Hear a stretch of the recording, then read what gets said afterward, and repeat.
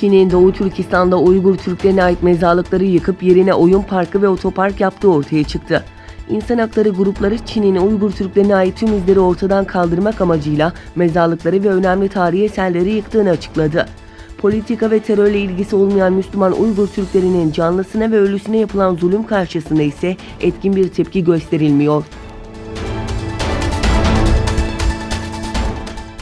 Doğu Türkistan İnformasyon Merkezi'nde önemli seminer ve toplantılar gerçekleştirilmeye devam ediyor. Merkezi Almanya'nın Duisburg şehrinde bulunan Etik'te bilinçaltı ve aile mutluluğuna etkileri konulu konferans düzenlendi.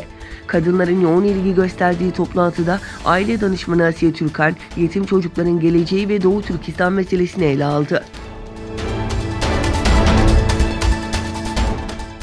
Çin'in Hong Kong Özel İdari Bölgesi'nde 4 aydır devam eden protestolarda gözaltına alınan 2000'den fazla kişinin en az 1/3'inin çocuk olduğu bildirildi.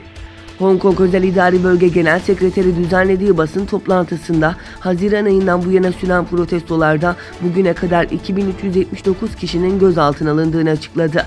Gözaltına alınanlardan 750'sinin 18 yaş altında, bunlardan da 104'ünün 16 yaşından küçük olduğu ve bunun şok edici ve üzücü bir gelişme olduğu kaydedildi. Özbekistan, Irak'ta DAEŞ'e katılan vatandaşlarının çocuklarını ülkeye geri getirmeye devam ediyor. Başlatılan Dobro 2 operasyonu kapsamında 64 çocuk daha gece ülkeye geri getirildi. 10 Ekim tarihinde Bağdat'tan çocukları taşıyan bir uçak Taşkent Uluslararası Havaalanı'na indi. Gelen çocukların 14'ünün 3 yaş altı ve ikisinin de yetim olduğu bildirildi.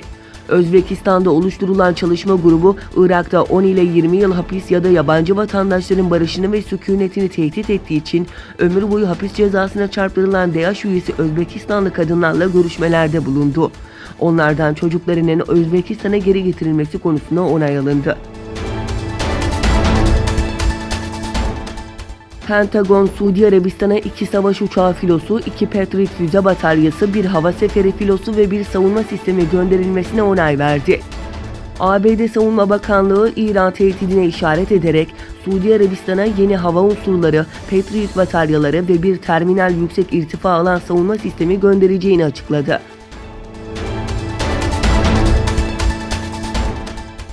ABD Savunma Bakanı Mark Esper, Türkiye Savunma Bakanı Akar'a Barış Pınarı Harekatı'nın durdurulması çağrısında bulunduğunu, ancak şu aşamada Türkiye'nin bu operasyonu durdurma niyeti ve kararlılığında bir azalma olmadığını belirtti.